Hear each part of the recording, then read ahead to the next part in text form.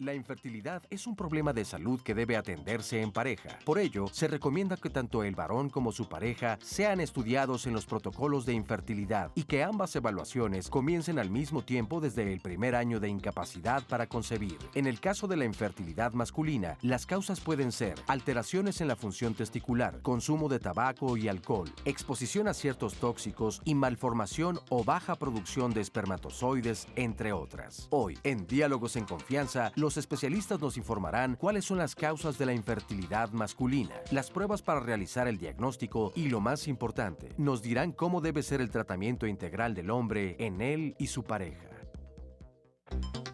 Bueno, lo que sucede es que la infertilidad masculina se puede dar por abusos durante la juventud, por infecciones y más que nada por cuestiones genéticas también.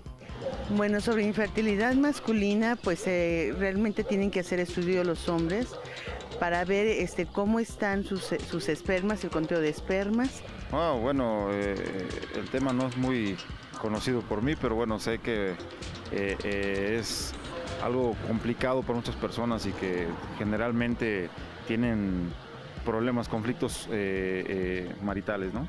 Por costumbre o por salud, el hombre no se cuida. Ya sea por el tabaco, por la bebida, por salud, por ejercicio, la comida, obesidad, cosas así. Eso es lo que influye demasiado. Pues sé que se debe a que el porcentaje que hay en el semen, en los espermatozoides es muy bajo, y entonces debido a eso es muy difícil que una persona se pueda embarazar a otra con ese tipo de afectación. Pues no, la verdad es que no sé. La eyaculación precoz puede ser una causa, no sé. Se dice que hasta por enfermedad de paperas puede haber infertilidad masculina. Por algún golpe, por causas diversas puede haber infertilidad en el hombre. Escasez de espermas y no alcanzan a fertilizar el huevo cigoto de la mujer. Se da un empoderamiento a la mujer. Y desde ahí se minimizan cosas que también le ocurren a los hombres, que también son importantes, que también hay que valorarlas, que también hay que mirarlas y que no se hacen. ¿Cómo les va? Buenos días, soy José Bandera Quijano. Estoy muy contento de estar aquí con ustedes en Diálogos en Confianza. Como ven, la infertilidad masculina es un tema que es relativamente tabú, pone muy incómodos a casi todos los hombres hablar de él. ¿Y qué sucede cuando una pareja no puede tener bebés? ¿Qué sucede casi siempre? Van al médico y pensamos que el problema lo tiene la mujer. Pero ¿cuántas veces el responsable es el hombre? ¿Cuándo se estudia? Casi nadie hablamos de esto. Entre cuates no se platica.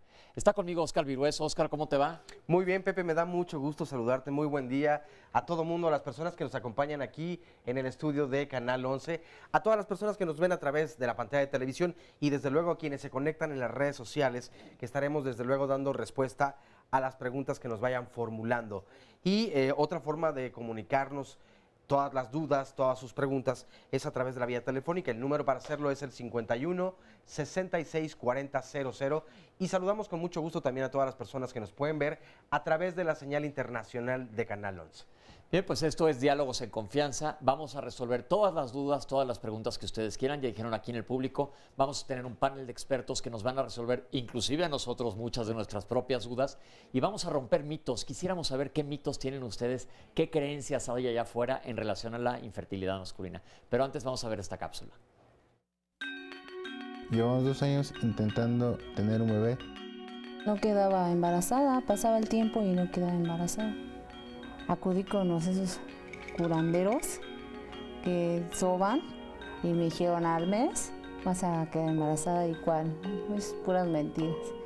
Y ya por medio de un conocido me dijo que metiera mi solicitud por internet y fue rápido. Yo le dije que quería ser mamá y ya le expliqué cómo estaba la situación y siempre me ha apoyado. Nos han ido encontrando las fallas, como tanto a ella como a mí. Y mi diagnóstico fue que nada más tengo el lado izquierdo de mi matriz. A mí me detectaron una prostatitis aguda, algo severa. Y me la detectaron y me empezaron a dar tratamiento. Me hicieron estudios, ultrasonidos. Con medicamentos se me ha ido controlando, se me ha ido curando. Hace como medio año que me lo detectaron y ahorita ya llevo un nivel casi normal. No estoy al 100% curado, pero ya se me ha ido disminuyendo. Yo soy la que de repente quiero tirar la toalla. La que digo, no, pues ya no. Incluso hasta le he dicho, pues si quieres buscarte otra persona que te pueda dar hijos. Pero no, siempre ha estado conmigo. Llevamos 3 años de pareja. Todo el mundo, ¿y tú para cuándo? Los vecinos, ¿y tú para cuándo encargas? Y es así como que muy, yo lo siento muy agresivo, porque no a toda la gente le puedo estar diciendo que es por lo que estoy pasando. Ha sido difícil en todos los aspectos económicos y más en el emocional. Yo veo que pasa el tiempo, nomás no. En junio nos dieron fecha para entrar a ciclo. Para entrar a ciclo, de un in vitro. Yo creo que lo más importante de todo esto es que si uno ve que se cae el otro, que lo levante, que siempre estén juntos, porque eso es muy importante. Porque podemos tener el apoyo de mamá, de papá, de hermanos, pero no hay como el de tu pareja. Y que siempre, pues, que hablen todo lo que sientan.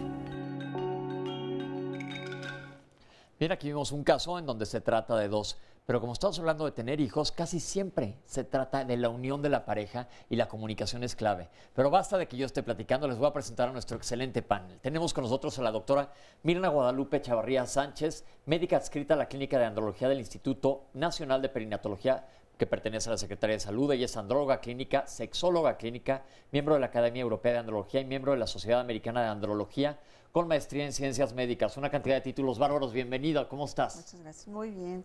¿Lista para despejarnos dudas? Lista para despejar dudas. Qué bueno, tenemos con nosotros al doctor Miguel Ángel Zapata Villalba, bienvenido. Él es médico cirujano y urólogo andrólogo del Hospital Militar y del Corporativo Satélite. Bienvenido, Hospital Gracias, Satélite, bienvenido. El doctor Jorge Espinosa Campos, doctor, bienvenido. Él es endocrinólogo especialista en biología de la reproducción humana y es expresidente de la Federación Mexicana de Diabetes y de la Sociedad Mexicana de Nutrición y Endocrinología. Bienvenido. Gracias.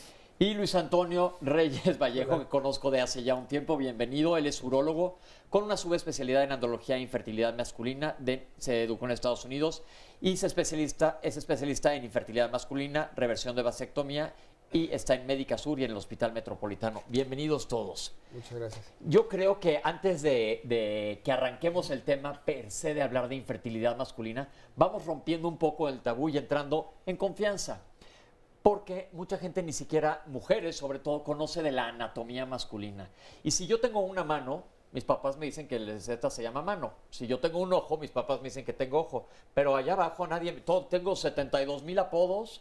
Nadie dice cómo se llaman las cosas. ¿Por qué no nos platican un poco anatómicamente cómo se llaman las cosas y para qué sirven?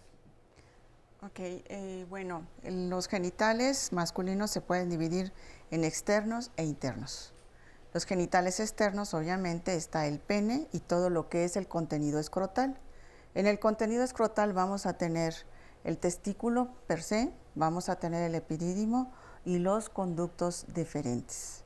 Un andrólogo, cuando hace la especialidad de 2 años, sabe que su especialidad se va a basar precisamente en estos órganos, en los órganos externos. Podríamos decir que cuando uno hace ginecología, luego hace una subespecialidad que es reproducción humana. Cuando uno hace urología, uno hace la subespecialidad de andrología. Entonces, el andrólogo es especialista en todo lo que es genitales externos, principalmente. Perfecto. Entonces, los genitales externos que tenemos todos los hombres es el pene, así se llama, y la bolsa escrotal. La bolsa escrotal o escroto es una bolsa que cubre a los testículos, que cuelga, y los testículos están allá adentro por un motivo que ahorita nos van a platicar. ¿Por qué están los testículos afuera del cuerpo? Arriba tienen unos canalitos que ahorita nos van a explicar, que se llama el epididimo, y los conductos. ¿Por qué, doctor, están los testículos afuera del organismo, afuera del abdomen? Bueno, esta es una expresión ya genética, es decir, bajo una información específica, como mencionó la doctora Guadalupe, las estructuras genitales externas están ya predispuestas a un sitio determinado.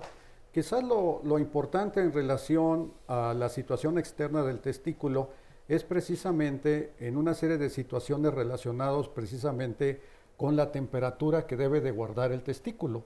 Y regularmente, todos lo sabemos, aquí en la audiencia hay un número importante de varones, cuando tenemos frío hay un músculo específico que se llama cremasteriano que se contrae y lleva el testículo hacia la pared abdominal para tener una temperatura específica. Si hace mucho calor, este músculo se relaja y se proyecta un poco más hacia afuera de la pared abdominal para mantener una temperatura específica. Y precisamente una de las causas de infertilidad que debemos de estudiar es la temperatura a la que se somete el cuerpo en situaciones, por ejemplo, laborales o de ejercicio, etcétera, ¿verdad? Allá vamos a ir ahora. Eso es muy importante que lo sepan, o sea que todas esas bromas de que suben y bajan, Oscar, hemos escuchado frecuentemente, los testículos tienen una base fisiológica. Este músculo los va a subir o bajar, pero es importante que los testículos tengan una temperatura menor a la del resto del cuerpo, por eso están colgando allá abajo. Y hablamos ya de genitales externos masculinos. Y luego, ¿qué hay a la hora que entramos a la pelvis? ¿Quién nos puede explicar qué pasa, qué hay ahí adentro? Pues es una relación completa, el genital interno y el genital externo.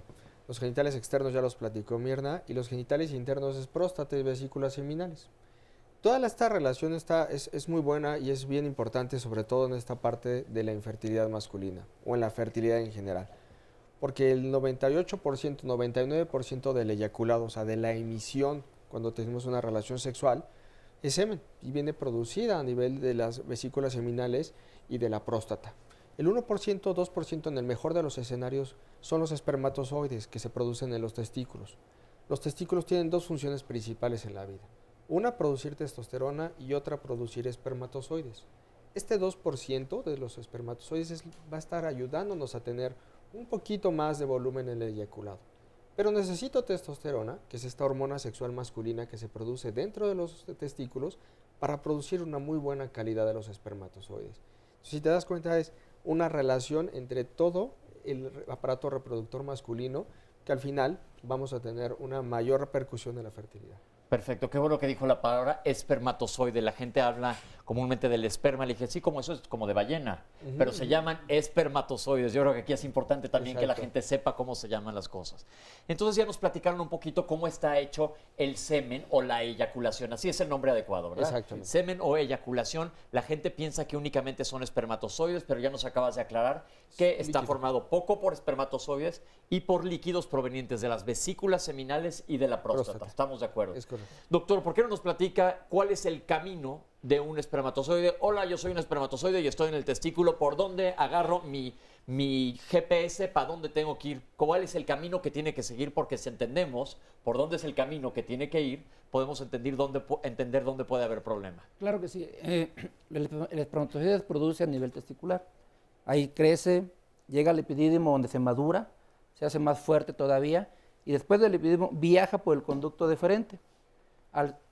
Posteriormente al conducto deferente llega un momento en que se une con otras sustancias que son de las próstatas, de las vesículas seminales, como comentaron, y algunos nutrientes que necesita el espermatozoide, como es la fructosa, como es el zinc, y todo esto nos genera entre enzimas y demás lo que es el eyaculado. Esto se expulsa a través del conducto eyaculador, viaja a través de la uretra y es expulsado habitualmente dentro del útero, que es el camino que debe seguir habitualmente. Perfecto, ya vieron el camino, nos tenemos que ir a un corte. Oscar, ¿tenemos algo por ahí antes de irnos que dejemos a la gente un poco picada con el tema? Fíjate, esta se me hace una buena pregunta, nos comenta Nancy Gallardo.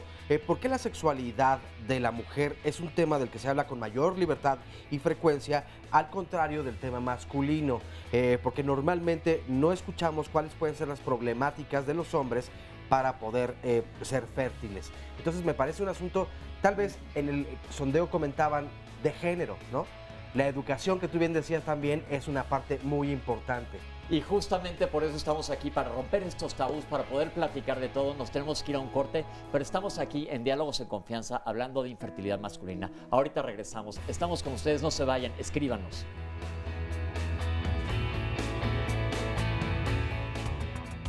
Yo creo que deberíamos de darle la suficiente importancia que la reproducción es de dos. Aunque un hombre sea muy fácil, y lo vamos a poner entre comillas, dar una muestra solo para la reproducción, no estamos pensando en la implicación emocional, en la implicación económica, en la implicación social y cultural, porque tienen a la familia los dos encima, y que genéricamente tiene más peso en los hombres, porque son los que tienen que llevar las riendas en relación a lo que es la reproductividad, aunque todo el peso de la responsabilidad, si no funciona, sea de la mujer. Yo creo que necesitamos mucha humanidad, mucha ética y concientización para poder manejar verdaderamente el problema reproductivo. Mucho conocimiento de que estamos manejando a dos seres humanos que quisieran tener un hijo y que darían lo que fuera con tal de tenerlo, y que muchas veces abusamos de ellos en cualquiera de los planos. Ni siquiera les damos el consejo reproductivo adecuado para que cuando menos se vayan más tranquilos cuando no logran el objetivo.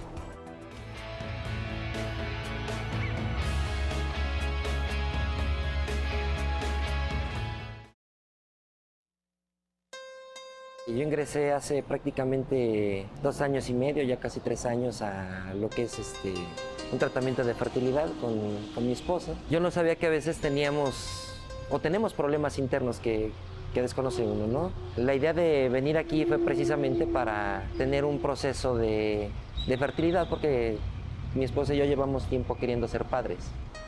Muchísimos años, más de 10 años.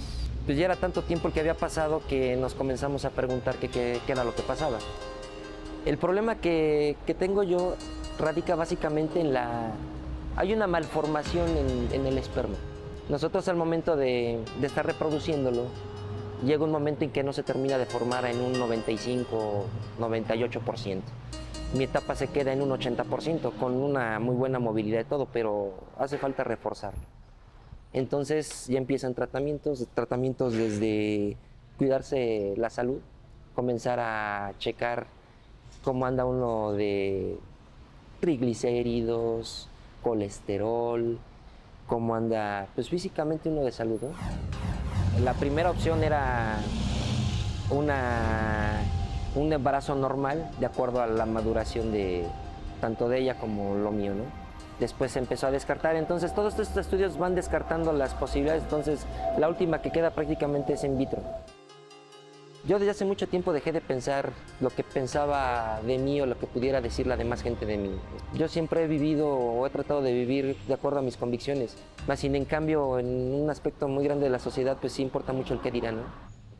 Pues con los años he comprendido que hay veces que tiene uno que dejar las cosas así y hay que luchar por ellas. Yo en lo personal, en mi opinión, te puedo decir que yo no me puedo aferrar a algo que no tengo. Más sin en cambio eso no significa que no luche por ello. Estamos platicando de infertilidad masculina y en el corte aquí creamos un poco de controversia, que es justo lo que busco crear aquí en Diálogos en Confianza. Y la doctora Mirna nos quiere platicar algo de esta relación que sucede dentro del testículo. Mirna, ¿qué pasa? Así es.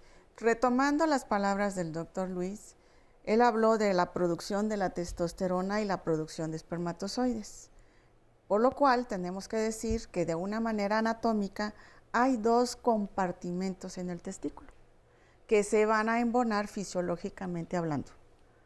Uno representa aproximadamente el 85-90% del tamaño de un testículo y el otro representa de un 10 a un 15%. El más pequeñito, del 10 al 15, produce la testosterona y los otros producen los espermatozoides, el otro compartimento. Los dos se encuentran fisiológicamente unidos, pero separados para defensa de la producción de testosterona. Un hombre tiene que producir su testosterona porque si no todas sus funciones empiezan a fallar. Luego entonces esta separación anatómica con comunicación fisiológica es lo que protege al testículo y cualquier daño, el daño se da exactamente a este 90% donde los espermatozoides están produciéndose. Es decir, que este 10 a 15% es constante y este 90% es inconstante porque se va achicando el testículo por la sacada de los espermatozoides o por algún trauma o por alguna inflamación. Por eso decimos coloquialmente que mientras más huevón sea un hombre, más espermatozoides tiene. Y mientras menor tamaño testicular tenga, menos espermatozoides tiene. Porque donde se produce la testosterona, el tamaño es constante, pero la comunicación la hay. Entonces aquí sí, el tamaño sí importa. El tamaño sí es muy importante. Doctor Espinosa, algo quería decirnos también. No, sí, el tamaño sí importa, pero como dice la doctora Mirna, conforme va progresando la edad, va disminuyendo también el tamaño, ¿sí? Y no es que no sea huevón. Estamos hablando de tamaños. Del tamaño, sí. Regularmente estas dos estructuras que ya mencionó Mirna y Toño y Miguel, no funcionan solas, ¿sí? Si recordamos cuando éramos niños, vamos a ver los varones que estamos aquí presentes cuando éramos niños, una de las primeras manifestaciones que nos convertimos de niños a jóvenes es precisamente el crecimiento testicular.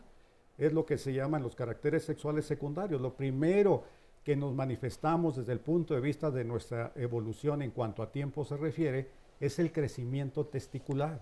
Y ese crecimiento testicular pues es porque algo motivó ese crecimiento. Entonces la gónada masculina, o sea el testículo, no es una estructura que funciona independiente, sino que existen otros elementos que se llaman hormonas a nivel de una estructura que tenemos en una parte específica del cerebro que se llama hipófisis y también hipotálamo. En esas dos estructuras hay hormonas que regulan la función que ya se mencionó, tanto la reproductiva del espermatozoide como la formación de los andrógenos. Entonces habría también una serie de situaciones como causa de infertilidad que debemos de estudiar, estas dos estructuras cerebrales que se llama hipotálamo, hipófisis, que regulan las dos funciones que aquí la doctora Guadalupe ha mencionado. Entonces no es una estructura independiente, sino es una estructura que necesita de la función de otras más y que debemos de estudiar también, obviamente, en el hombre que tiene infertilidad. Entonces estamos viendo que la fertilidad masculina definitivamente depende de la producción de espermatozoides y por lo tanto depende también del sistema endocrinológico productor de hormonas. Pero yo tengo una cosa importante que quiero que nos comenten los urólogos. Cuando nacemos, los testículos no siempre están ya en la bolsa escrotal, en donde deben de estar. ¿Pueden hablar un poquito de esto? Claro que sí. Deberían de estar ya al nacer en la bolsa escrotal. Y de ahí tenemos un lapso máximo de 6 meses para que desciendan o hacer que desciendan. Si no ocurre esto, sí tenemos que intervenir, ya sea un urólogo pediatra o un cirujano pediatra, ya sea con medicamentos o quirúrgicamente para poderlo descender. Si no, esto a la larga sí tiene implicaciones tanto en la reproducción y si lo seguimos dejando a nivel inguinal o abdominal, tiene implicaciones inclusive oncológicas que tenemos que cuidar. Es decir, el testículo va a estar arriba y va a bajar por el canal inguinal donde está la ingle a alojarse a su lugar en la bolsa escrotal y estar el testículo donde le toca. Si no baja, puedes tener problemas a largo plazo de infertilidad masculina, ahorita vamos a hablar de las causas, o inclusive, si nunca se trata esto, potencial de desarrollar cáncer. Oscar, ¿qué tenemos por allá? Pues mira, varios comentarios y preguntas, sobre todo porque hay muchas dudas al respecto.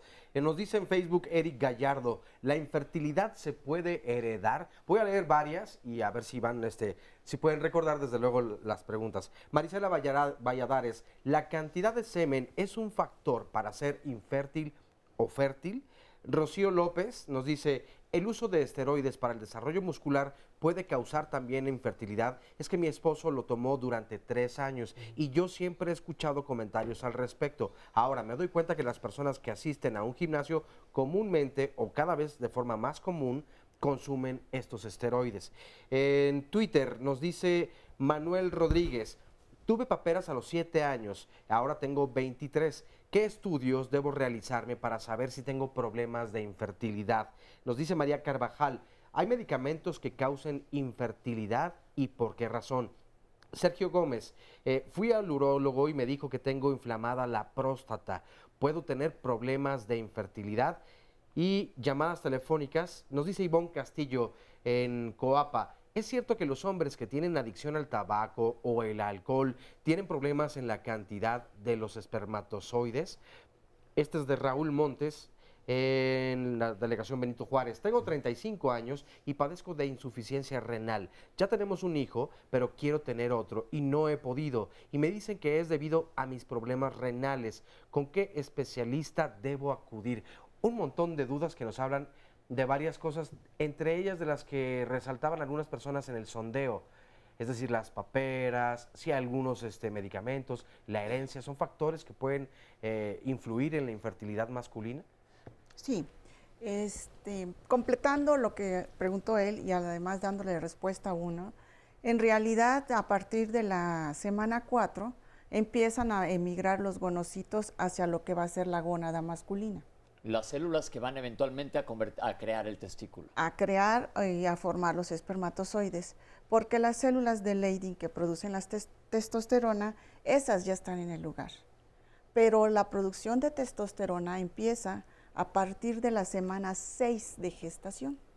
Y esto va a ser porque la placenta, con una hormona que se llama gonadotropina coriónica, las va a empezar a estimular. Todavía el feto no tiene ni hipotálamo ni hipófisis. Depende de la producción hormonal placentaria. Va a empezar a sacar su testosterona y con toda la unión de genes que se llaman SRY, se va a empezar a diferenciar a hombre. Si la producción de testosterona es escasa o poca en esta etapa fetal, como decimos comúnmente, el paquetito va a ser de menor tamaño. Y eso lo vemos sobre todo en la diferenciación del escroto. Entonces, entre la semana 6 a la semana 8 va a empezar a modificarse lo que sería el urogenital y se va a formar el escroto y el pene. Los testículos son internos, pero van a estar produciendo la testosterona. Entonces, sí hay producción de testosterona. Y luego, a partir de la semana 10-12, es cuando ya se integra el hipotálamo y la hipófisis y la producción empieza a ser también dependiente de ellos. Entonces, un hombre que tiene infertilidad masculina, ¿qué causas debemos de buscar o cuáles son las más comunes? Fíjate que no es que en estas épocas de la vida estemos viendo más infertilidad que antes. Simplemente estamos buscando más la fertilidad y tenemos más opciones de tratamiento que hace 15 o 20 años. Hace 15 o 20 años era lo que Dios decía, lo que Dios nos manda. Afortunadamente, con tantas técnicas y sobre todo estos cambios en la ciencia y en la medicina, podemos tener más opciones de tratamiento. Ya sabemos ahora que aproximadamente entre el 20 o 30% de las parejas que no pueden llegar a tener fertilidad el primero o segundo año, el factor masculino es un punto importante. 20 a 30%. 20 hasta 50% inclusive. Altísimo, sí. Dependiendo de las estadísticas que estemos hablando. Entonces es un punto importantísimo. Sí. Ya estamos buscando como pareja, tenemos esta falta de embarazo en los primeros 2 años, nos damos cuenta que el factor varón está siendo el afectado en un buen porcentaje y es ahí donde empezamos a buscar tratamientos, ¿no? Antes de tratamientos, ¿qué causas? ¿Qué puede causarlo? Tenemos varias causas, ¿no? La primera es... Si quieren ustedes comentar igual, ¿eh? Por supuesto. Sí, ya lo decía hace un rato, están los maestros aquí con metabólico, nosotros. Que no han... No Cuando nos referimos a metabólico, ¿qué es? Pacientes con diabetes. Diabetes. Pacientes que toman algún medicamento para la hipertensión también. Hipertensos y medicamentos para la presión arterial. La dislipidemia es otra causa que le puede condicionar infertilidad. Dislipidemia es cuando se te suben las grasas como el colesterol y los triglicéridos. Obesidad. Ok. Las alteraciones, como dijo el doctor, esto es controlado a nivel cerebral. Si tenemos alguna alteración endocrina, también afecta. Comentaban del tabaco. La gente que fuma tiene altas posibilidades de ser infértil. Okay. La gente que maneja por mucho tiempo, el calor que le llega a los genitales, también afecta la producción de espermatozoides. Ahí me quiero detener un momento. ¿Qué maneja qué? Por ejemplo, choferes de choferes, arrieros. por ejemplo. Parrilleros, Tortilleros, es decir, estar panaderos. literalmente con los genitales cerca del Expuestos calor. al calor. Es que eso es importante, suena como curioso, pero es algo interesante. Entonces, son muchas causas, es metabólico, es endocrino, es el medio ambiente, es la herencia que ya tenga el paciente.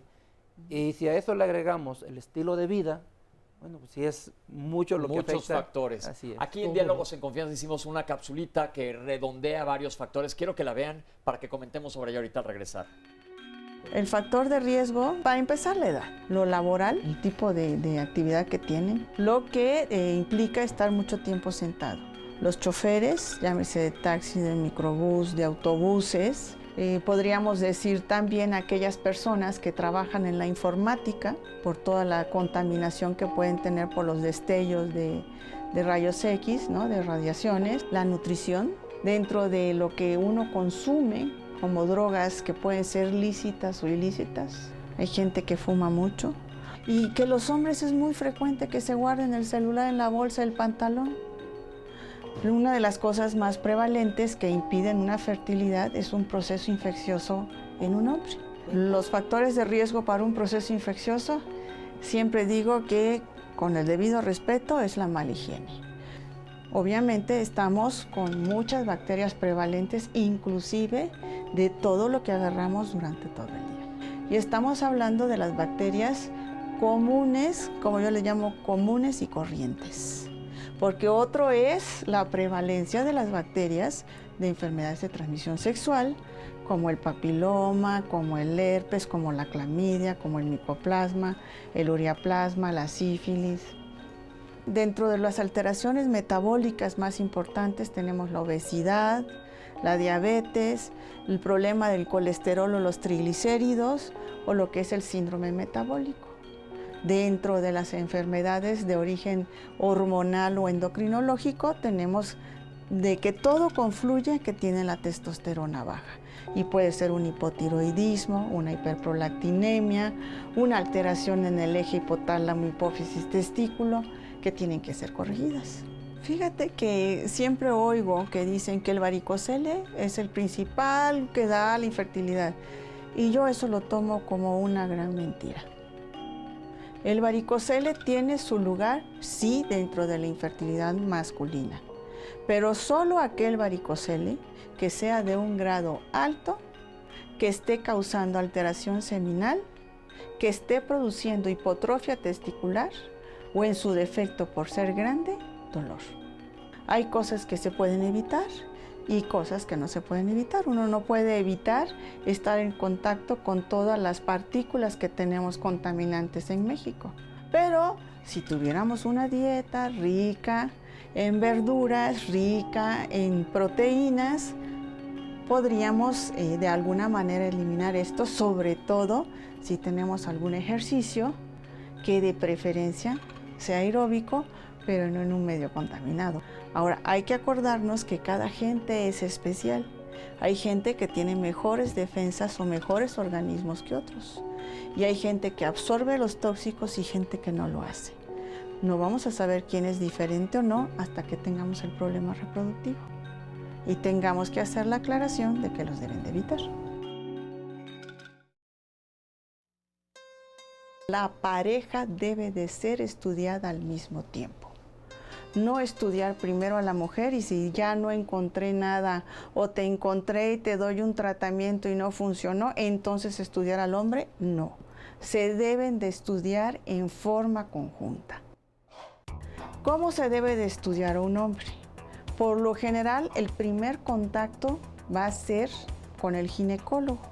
El ginecólogo le va a dar más peso al estudio femenino. Y lo que conoce en realidad del estudio masculino es hacer el estudio de semen, que el nombre correcto es seminograma. Entonces, al hacer el seminograma podemos encontrar alteración o no. Pero actualmente sabemos que hay alteraciones macroscópicas del semen, como disminución de la cantidad, disminución de la movilidad, disminución de la morfología, pero también vamos a ver alteraciones intrínsecas del espermatozoide que no se ven a menos que se hagan pruebas especiales. Una vez que se hace el estudio del seminograma, podemos captar una gran parte de la población que tiene alteraciones. Nosotros desde 1996 hicimos algo que yo llamo curiosamente la regla del 5x5, porque es una manera didáctica de que los alumnos vayan aprendiendo y que los pacientes también vayan comprendiendo que se les estudia. En realidad es un chequeo general donde tiene mucho peso lo metabólico, un chequeo hormonal, el seminograma en un lugar especial o en un laboratorio especial, reproductivo, el ultrasonido y los cultivos. ¿Cómo se estudia un hombre? Pues como se estudia una mujer. ¿Qué le hacen a una mujer cuando llega a un consultorio? Le checan sus hormonas, le hacen un ultrasonido, le toman sus cultivos. Los hombres también. Es exactamente lo mismo y se mide exactamente lo mismo. Si a una mujer le midieron el tamaño de los ovarios y le vieron los folículos, a un hombre le tienen que medir el tamaño del testículo. Entonces, el estudio es de manera muy similar y yo diría que equitativa. Como ven, hay muchísimas cosas de las que hablar en infertilidad masculina. Estuvimos hablando un poquito de causas antes de irnos al corte y antes de pasar ahorita al estudio de la infertilidad, quiero ver si tiene algún comentario más sobre las causas, porque Oscar además sí tiene algo que decirnos, que están llamando doctores. No, es una de las cosas importantes, de las muchas que se han mencionado, ya lo mencionó la doctora Guadalupe Mirna, es de que el estudio de una pareja heterosexual de infertilidad debe ser paralelo. Es decir, se debe estudiar al mismo tiempo la mujer y el hombre. Okay. Si una pareja viene a consultar por infertilidad, el 50% es el factor masculino, ¿sí? Lo cual ya es muy importante. Si en general vemos la infertilidad en el varón, en términos generales, como ya mencionó Luis, es de un 15%, puede subir hasta un 30%, 15%. Pero cuando se estudia en pareja heterosexual, el 50% corresponde al factor masculino. Por lo tanto, hay que estudiarlo, como mencionó Mirla, en forma paralela. Las causas endocrinas, las causas hormonales, si bien por usos y costumbres siempre pedimos el perfil hormonal en el hombre, testosterona, prolactina, hormona luteinizante y folículo estimulante, las causas endocrinas per se son raras, es menos del 5%. Sin embargo, por usos y costumbres y porque se debe de estudiar en forma integral, debemos de pedir lo que se llama el perfil hormonal. Pero repitiendo, cuando una pareja viene a consultar por infertilidad, se debe de estudiar en forma paralela. El 50% es el factor masculino. Yo quiero ahondar mucho sobre todo lo que platicabas, Oscar, era la parte de las hormonas que se están aplicando en los gimnasios. Ya es cada vez más común nosotros encontrarnos a chavos o a varones jóvenes que están en el gimnasio y se metieron ciclos de testosterona o ciclos de hormonas. El organismo, al tener tanta testosterona extra, crea una supresión interna. Dice, ya no produzco. Y es en ese momento en el que la testosterona, no tener tanta testosterona dentro del testículo, hace que el espermatozoide tampoco se produzca y hace una infertilidad temporal. Se ha visto que aproximadamente un año posterior a la suspensión de todas estas hormonas externas, tenemos una mejoría parcial de esa producción de los espermatozoides. Sí influye mucho y es cada vez más frecuente esta aplicación de testosterona externa, sobre todo en los gimnasios, muy muy común. Entonces es un peligro importante y es muy importante toda la gente que nos está viendo que va a los gimnasios, ya lo hemos comentado en otros programas, por más que quieran parecer Hulk, tengan mucho cuidado porque van a sufrir sus testículos. Los famosos anabólicos, que es el término que con mayor frecuencia utilizamos corrientemente, anabólicos en ese sentido, que tienen actividad de tipo androgénico, ya lo mencionó Luis, inhibe el proceso de la espermatogénesis porque inhibe todo un sistema y baja producción de andrógenos. En una de las cápsulas, muy interesantemente, una de las personas, hombre, que mencionaba infertilidad, decía que ya estaba en un tratamiento prolongado, 5, 6, hasta un año. Y esto es importante porque el proceso de la espermatogénesis no es de un día, sino se tarda alrededor de 6 hasta 8 semanas, hasta 10 semanas el proceso de la espermatogénesis. Por eso en el proceso del tratamiento, desde el punto de vista que se va a ver aquí, sobre todo si son por medicamentos, es un tratamiento prolongado para ver una respuesta adecuada. Y volviendo a los anabólicos, ahora en el Congreso americano, de hecho hubo toda una tarde hablando de anabólicos y se hizo una entrevista con un físico-culturista, porque si nos ponemos a analizar los físico-culturistas más famosos, todos han muerto de infarto entre los 46 y los 50 años. Por el mismo Entonces, riesgo. sí daba o no daba riesgo el anabólico. Y además las combinaciones, porque antiguamente daban un anabólico y los ponían a hacer ejercicio, pero ahora utilizan como si fueran quimios, hasta 2 o 3 anabólicos para obtener en menor plazo el cuerpo que un quieren. cuerpo que quieren. Perdón, Pepe. Antes de Sí. pasar a otro tema, porque sí hay que ser bien concisos en eso. El anabólico combinado sí puede ser perjudicial porque crea que el corazón sea más grande, ¿no? El músculo del corazón crece. La testosterona que se aplica en los casos de andropausia, esa no me va a ocasionar problema. Hay sí que dar esa parte. Quedemos claros, no se recomienda nunca utilizar esteroides anabólicos con fines de gimnasio. Exactamente. Estamos de acuerdo. De hecho, ellos comentan que dando la combinación de anabólicos, en 2 meses tienen el cuerpo que quieren. Y haciendo el esfuerzo con dieta hiperproteica, sin todas las consecuencias de combinarlo, con una dieta hiperproteica se les lleva de 6 a 8 meses. Ya platicaremos un día un programa específico, Oscar, porque por lo visto es un tema, lo hemos tocado en varios programas, es interesante. ¿Qué más nos dicen las redes sociales? Fíjate, Carlos Pérez nos dice, los estudios que se realizan a los hombres son dolorosos. Este es un tema del que hay que hablar porque y sobre todo desmitificar, porque muy pocos hombres son los que asistimos al médico normalmente para cualquier malestar. Y este tema particularmente es todavía como que tiene que ver con la hombría un poco y me da miedo el que me vayan a decir ya algo está fallando en ti, ¿no? Pero es una pregunta importante, Carlos. Les voy a agregar algunas otras. Mónica Ortiz nos dice, ¿y los hombres también tienen ciclos más fértiles al igual que las mujeres o no? Leticia Muñoz, ¿el tener sobrepeso afecta la calidad del esperma? Sí. Ramiro Ochoa en Twitter nos dice, un hombre de edad avanzada puede seguir produciendo gran cantidad de espermatozoides y de calidad, ¿y hasta qué edad lo puede hacer? Leopoldo Rodríguez, ¿el color del semen significa algo? Sí. Carlos González Urtuzuastegui nos dice, yo he notado cómo el olor o aroma de mis espermatozoides a lo largo de mi edad ha ido cambiando. ¿Esto puede deberse a una infección o es natural? ¿Y a dónde debo acudir? Y también nos dice un anónimo, yo soy gay, tengo mi pareja y queremos saber si en algún momento quisiéramos tener familia, desde luego, la práctica de nuestras relaciones sexuales puede impedir que podamos ser fértiles alguno de los dos. Absoluto. No. ¿Por cuál de todas podemos empezar? La que quieras. La última, si quieres. La primera, ¿no? Okay, voy por la última. No necesariamente la práctica o la preferencia sexual va a influir para tener una calidad del espermatozoide. Es igual que cualquier pareja heterosexual, podemos llegar a tener riesgos, ¿no? A cualquier infección. Entonces, eso es lo que tenemos que evaluar siempre, ¿no? Cuando tenemos un varón en el consultorio, hacer una evaluación completa de algún proceso infeccioso que pudiera estar relacionado, ¿no? En lo que preguntaba, si es doloroso, no. Cuando hablamos de fertilidad como tal, los primeros estudios que debemos tener de ley son mínimo 2 espermatobioscopías.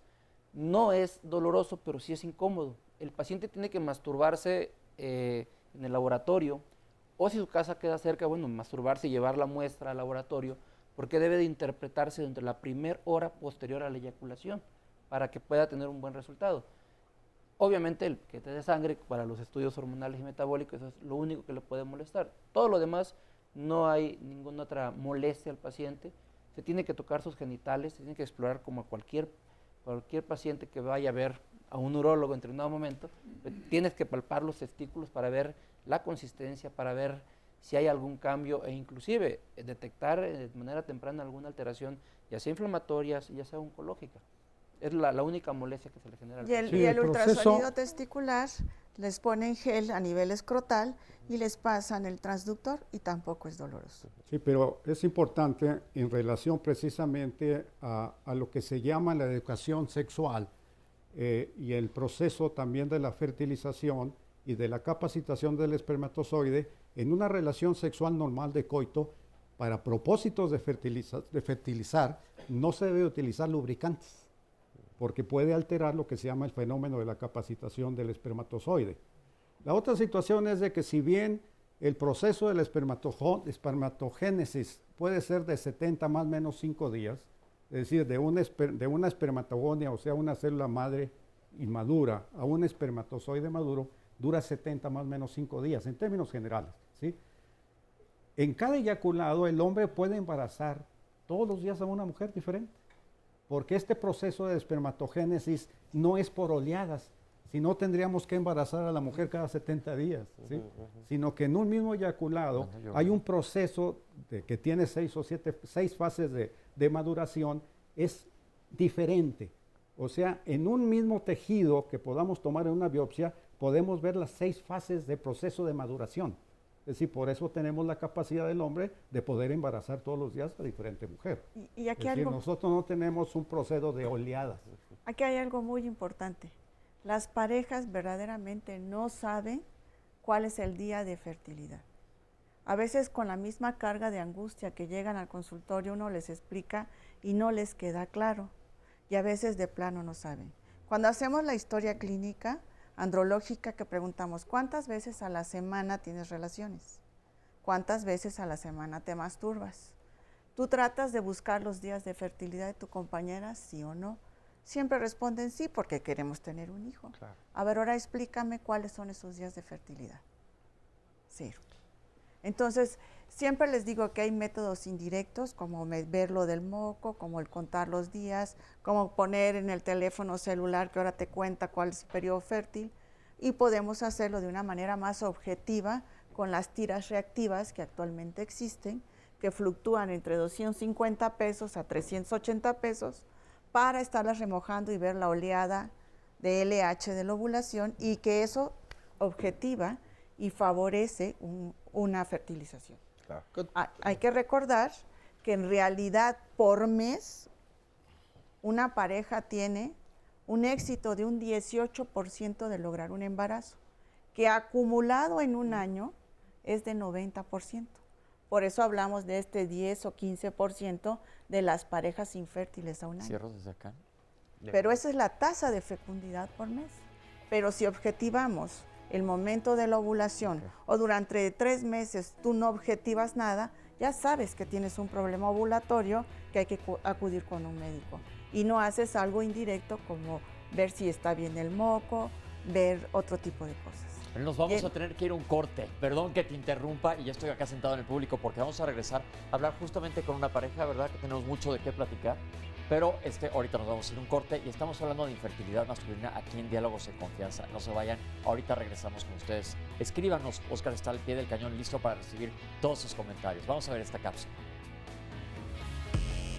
Estamos en el laboratorio de andrología del INPER, donde hacemos pruebas diagnósticas sobre los pacientes con infertilidad, más que nada valorando la calidad del semen, en qué condiciones se encuentra, para los médicos encontrar alguna solución o un tratamiento al problema que estén presentando. Si el paciente acude aquí, se le da una cita de primera vez y aquí se colecta la muestra en un lugar especial.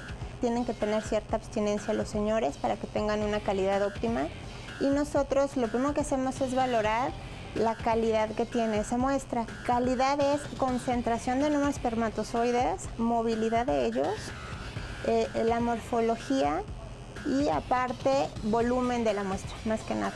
Es vía microscopio, tenemos que hacerlo siempre microscópicamente porque son células. Hacemos un conteo con cámaras especializadas en concentración, y en movilidad nosotros lo hacemos a ojo y contadores especiales. Aparte hacemos otros estudios que es prueba de capacitación. Es una manera de seleccionar los puros espermatozoides que son hábiles o capaces de tener una fertilización en un óvulo. Entonces hacemos una separación con unos gradientes que sirven como filtros y solo seleccionamos los más aptos que puedan cruzarlo, que podrían ser los que tuvieran la capacidad ya de llegar al ovocito. Aquí es puro diagnóstico. Entonces, ya cuando el paciente tiene un resultado óptimo o mejorándolo como llegaron, pasan a reproducción asistida, donde pueden tener un tratamiento de inseminación artificial o una fertilización in vitro o un ICSI, ya dependiendo de la calidad de la muestra. Y otra cosa, también hacemos, congelamos espermatozoides para procedimientos posteriores. Los genitales masculinos se pueden dividir en externos e internos. Los genitales externos, obviamente, está el pene y todo lo que es el contenido escrotal. En el contenido escrotal vamos a tener el testículo per se, vamos a tener el epidídimo y los conductos deferentes. El andrólogo es especialista en todo lo que es genitales externos. Una de las causas de infertilidad que debemos de estudiar es la temperatura a la que se somete el cuerpo en situaciones, por ejemplo, laborales o de ejercicio, etc. Los genitales internos es próstata y vesículas seminales. 99% del eyaculado, o sea, de la emisión cuando tenemos una relación sexual, es semen. El 1%, 2% en el mejor de los escenarios son los espermatozoides que se producen en los testículos. Los testículos tienen dos funciones principales en la vida. Una, producir testosterona y otra, producir espermatozoides. La testosterona, que es esta hormona sexual masculina que se produce dentro de los testículos para producir una muy buena calidad de los espermatozoides. Pacientes con diabetes. ¿Diabetes? Pacientes que toman algún medicamento para la hipertensión. La dislipidemia es otra causa que le puede condicionar infertilidad. Alguna alteración endocrina también afecta. La gente que fuma tiene altas posibilidades de ser infértil. Que maneja por mucho tiempo, el calor que le llega a los genitales también afecta la producción de espermatozoides. Muchas causas, es metabólico, es endocrino, es el medio ambiente, es la herencia que ya tenga el paciente. Lo que hacemos nosotros como parte del complemento de la exploración de los pacientes de andrología es ver los estudios testiculares y de próstata, básicamente.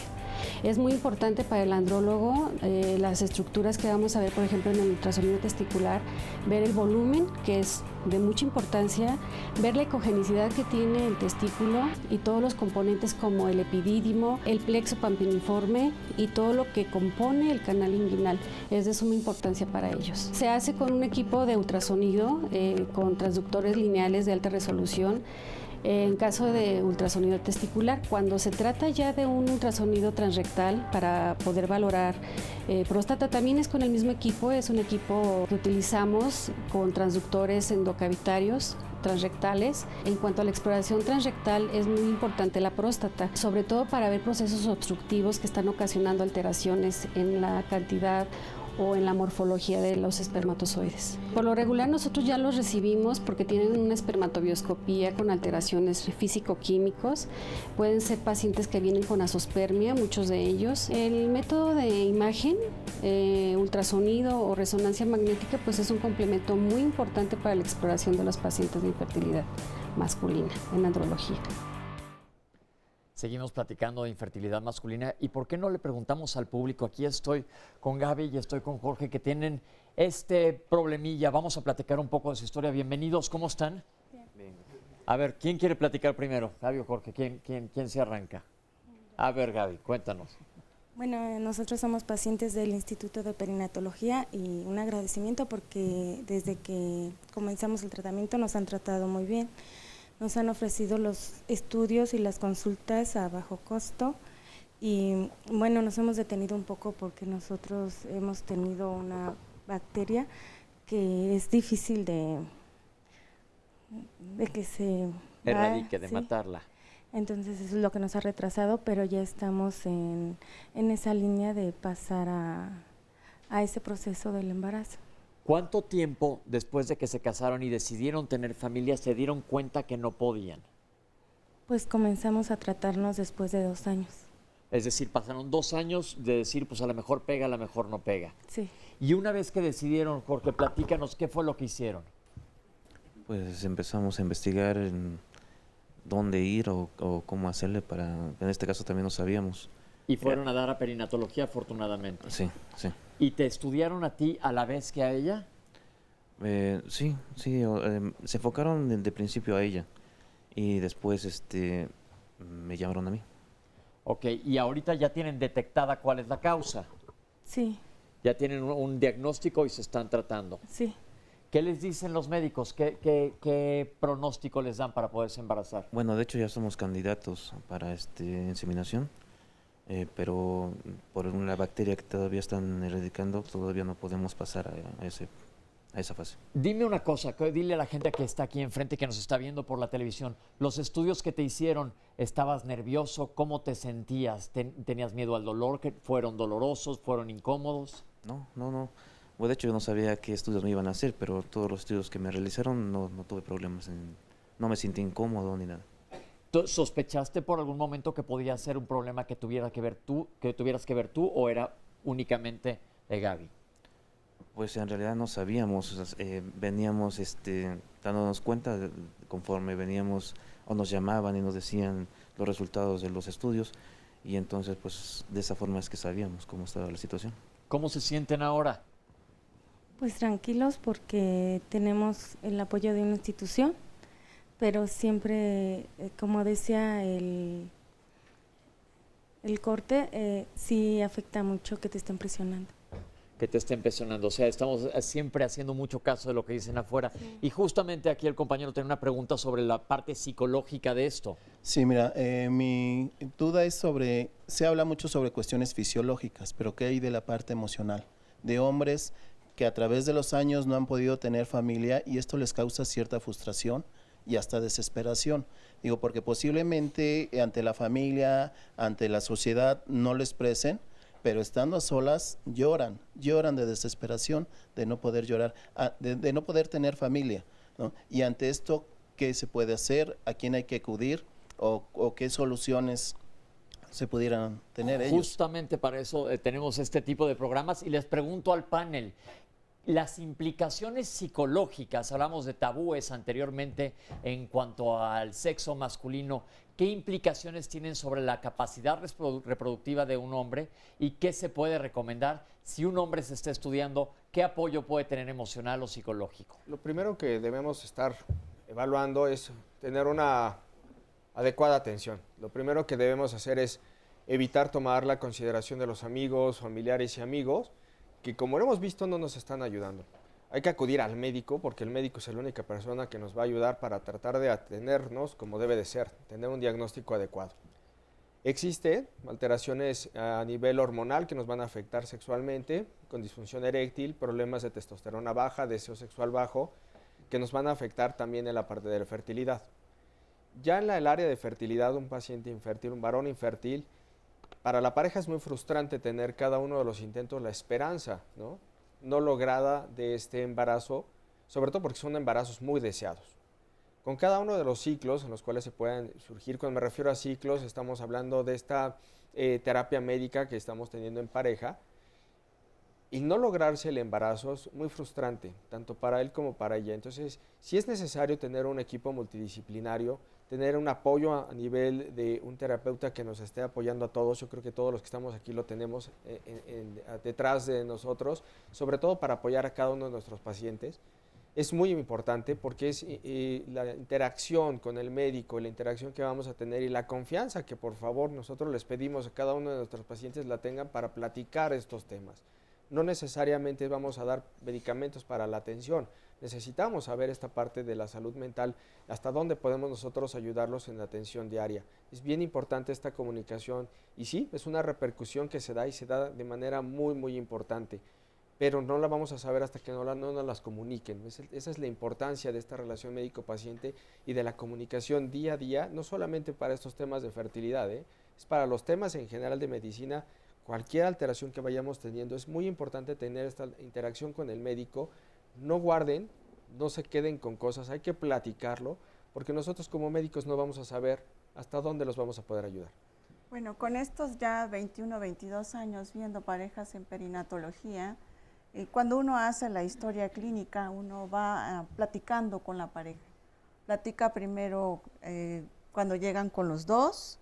Y una de las cosas que siempre decimos, a ver señor, ¿usted sabe por qué está aquí? Y en un 90% dice que porque quiere tener un hijo. Digo, pero verdaderamente ¿sabe por qué lo mandaron a evaluar en andrología? No, mi esposa me dijo que tenían que checar todos los estudios que me pidieron y nada más. O sea que el 90% aproximadamente de los hombres llegan a la consulta de andrología sin saber a qué van. Yo tengo una pregunta que es clave y está relacionada a esto. Es muy común escuchar de parejas que están intentando y pasan por un tratamiento y por otro y tienen una carga de ansiedad muy, muy importante y de repente cuando sueltan el cuerpo, cuando ya les vale, cuando dicen, bueno, pues ya ni modo, así me quedo, ¡pum!, se embarazan. ¿Esto es en hombre o es en mujer o qué implicación hay? Yo creo que es de los dos. Ya después que uno le explica al paciente, dependiendo del tipo de alteración que tenga o del grado de la alteración, es el shock, porque le vas a dañar su estima. Sexualmente él siempre se consideró muy bien y siempre se consideró fértil, pero tú le estás diciendo que su fertilidad no existe o que la tiene baja. Entonces le va a dañar la estima y va a hacer choque con la sexualidad. Hay gente que lo expresa más, gente que lo expresa menos. Sí, el contexto que tú dices se ha visto en gente que sabe que ya va a entrar un ciclo, se relajan y pum, se embarazan. O gente que adopta un hijo, se relajan y se embarazan. Pero como Luis dice, siempre cuando uno detecta por plática con el paciente, porque te das cuenta o porque el paciente lo expresa, tienes que buscar el apoyo de un psicólogo. Nosotros en el instituto es un manejo integral. Y aquí quiero tomar el caso especial de un paciente que tengo, que es colindante entre Michoacán y Guerrero. El señor lleva ya 3 ciclos de fertilización in vitro. Pónganle a 40,000 pesos o 50,000 pesos cada uno. En uno, sin éxito. En el segundo, con una prueba de embarazo positiva, pero finalmente no se embarazó. Hizo un embarazo que llamamos detectado bioquímicamente. Luego tiene otro in vitro y se embaraza y lo lleva a las 6 semanas. Luego se embarazan solos y hace un ectópico la señora. ¿Nos explicas qué es ectópico? El embarazo ectópico es cuando se embarazan y en lugar de llegar hacia el útero o la matriz y se implanten, se queda fuera de la matriz. Okay. O dentro de la matriz en un lugar donde no debe de estar, como cerca del cuello de la matriz. Entonces hace un embarazo ectópico, pierde ya las 2 trompas. Es una pareja que ha logrado estarse embarazando, pero logra su objetivo, pero no como quiere. Y toda la familia de él, de contexto de él, de Michoacán, le dice a él que la deje. Si ella no le puede dar hijos, que se busque otra. Entonces, contextos emocionales hay muchísimos. Y como dicen todos ustedes, muchas veces los propios familiares, en lugar de apoyar una pareja, son los que más tratan de desunirla cuando tienen un problema reproductivo. Yo creo que es clave esto que estás mencionando, y tú también nos lo acabas de comentar, Gaby, que la gente hace mucha presión cuando tienes cualquier cosa, todo el mundo tiene una opinión que decir, y qué bueno que tenemos este tipo de programas. Yo le digo a la gente que se deja influenciar o que por las opiniones de los externos. Tengo una frase que me gusta mucho, que cuando alguien te esté dando tu opinión, que es tu opinión propia, que muchas veces ni siquiera es de un experto, y tú no le estás solicitando, dile que las opiniones, la diferencia entre la opinión y que te está dando esa persona y una pizza, es que tú sí pediste la pizza, la opinión no la pediste. Entonces la opinión dala cuando te la soliciten, porque muchas veces la opinión no es tan válida, te está creando estrés, y cuando quieras una opinión hay que acercarte a un experto, sobre todo en este tipo de temas. Y yo a las parejas les digo, cuando alguien diga, ay, ¿y ustedes por qué todavía no tienen hijos? Porque no podemos. Así de fácil. Así de fácil. Vas a causar un shock en la otra persona que te lo pregunta, pero entonces ya no va a empezar a decir nada más porque tiene que aceptar una realidad. Porque no podemos. Si en algún momento se puede, qué bueno. Oscar, ¿qué tenemos por allá? Pues mira, tenemos más llamadas. Nos dice, por ejemplo, Andrea Vega de Coyoacán, ¿con qué especialista debe acudir una pareja infértil? Laura Sánchez, ¿se puede congelar el semen y durante cuánto tiempo? ¿Cuáles son las ventajas y desventajas? ¿A qué edad el hombre puede congelarlo como máximo? Jesús Beltrán de la Colonia Obrera, ¿Cuántas clínicas existen para estudiar al hombre infértil? ¿Quién los certifica? ¿Cómo saber que son éticos? Este es un tema importantísimo. Sí, claro.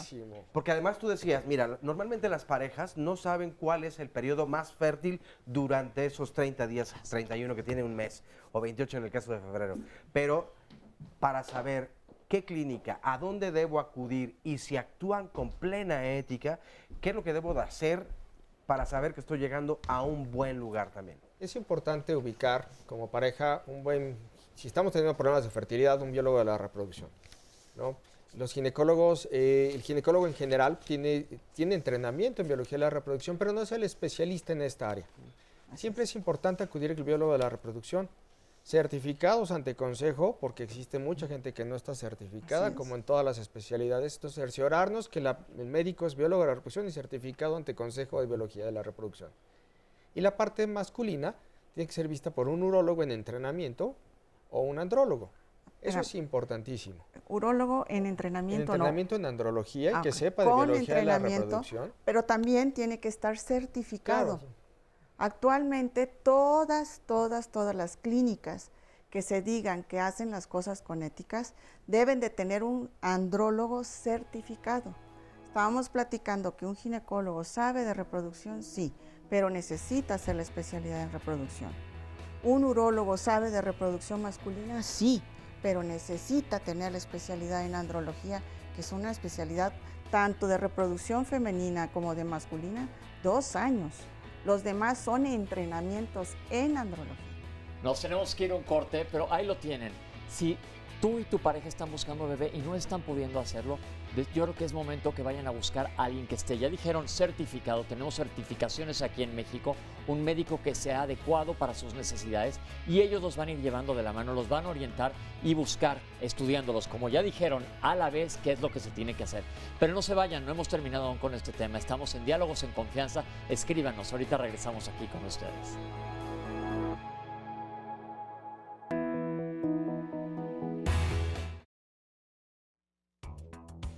El tratamiento yo lo divido en hormonal o no hormonal. Hay gente que tiene un problema tiroideo y si hablamos de hipotiroidismo va a tener un tratamiento hormonal porque es un tratamiento de sustitución tiroidea. Si el paciente tiene baja su testosterona, vamos a tener que ver de qué manera incrementamos la producción de ella. Y puede ser también con hormonas que van a estimular su producción o con la misma testosterona, que es una hormona. Entonces, por eso lo divido en hormonal. ¿Cuál sería un tratamiento no hormonal? Los antibióticos, los antiinflamatorios, los antioxidantes o los multivitamínicos que pueden o no tener antioxidantes. Entonces, de esa manera los vamos dividiendo.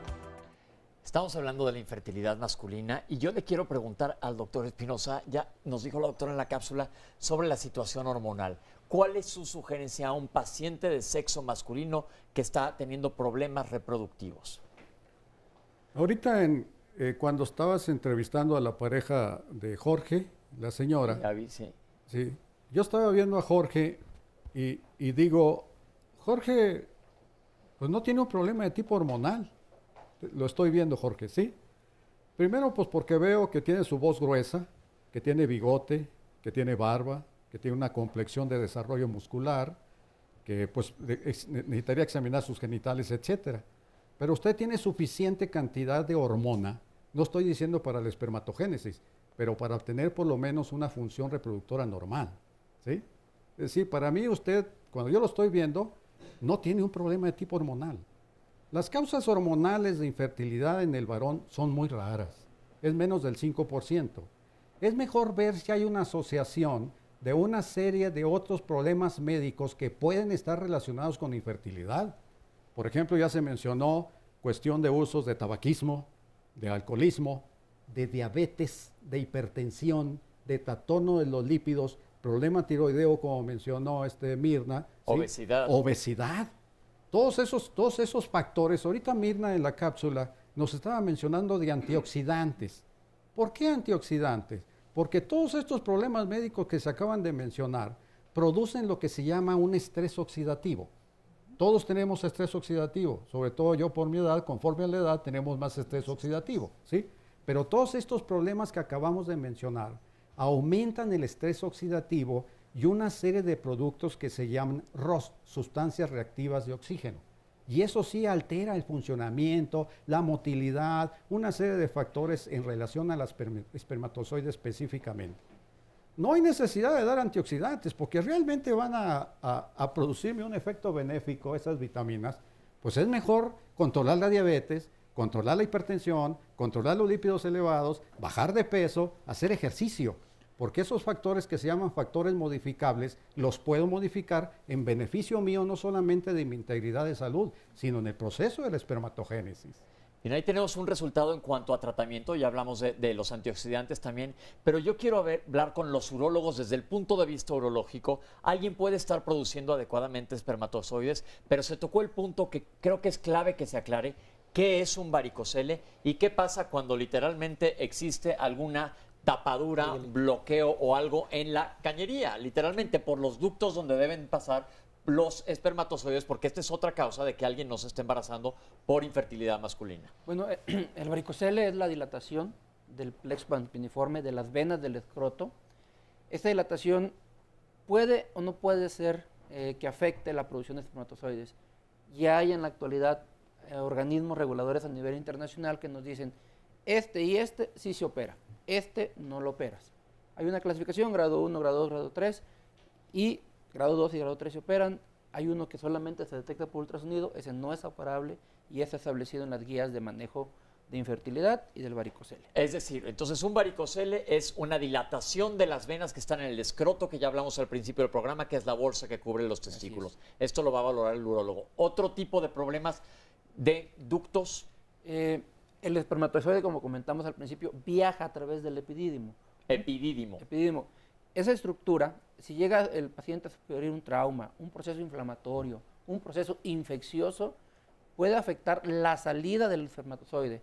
O en su defecto, los conductos eyaculadores se pueden llegar a obstruir por algún quiste. Este quiste va a acumular los espermatozoides ahí y va a evitar que se expulsen. Por consiguiente, salen espermatozoides muertos, no móviles. Infecciones, Miguel. Las infecciones a nivel del testículo, a nivel del epidídimo, los pacientes que comentaron de una prostatitis, le va a afectar forzosamente a nivel testicular la producción y la salida del espermatozoide. Un paciente que tiene epididimitis repetitivas muy seguramente se llega a obstruir o se puede obstruir del epidídimo y no hay salida del espermatozoide. ¿Y esto cómo se estudia? Porque ya vimos los estudios para ver que esté bien el testículo, los estudios de sangre, los estudios de espermatozoides, de que ver que tengan una forma adecuada, que se muevan adecuadamente, pero estos estudios del camino...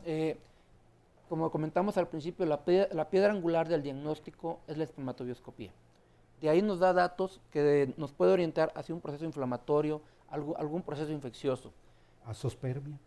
Nos puede indicar también que no hay espermatozoides, es una azospermia. Azospermia quiere decir que no hay espermatozoides. O podemos tener un paciente que tenga muy poquitos espermatozoides, que eso es una oligospermia. Oligospermia, ok. Y de ahí, dependiendo de la cantidad, va a depender el manejo que el urólogo le va a dar a ese tipo de pacientes. Una pregunta, urólogos, ¿qué es la eyaculación retrógrada? Porque causa mucha confusión el término, claro, que dice, está eyaculando, pero retrógrado es como si la... No, siempre no, va para atrás. ¿Cómo funciona? ¿No? Como comentaron hace un rato, hay disfunciones sexuales masculinas.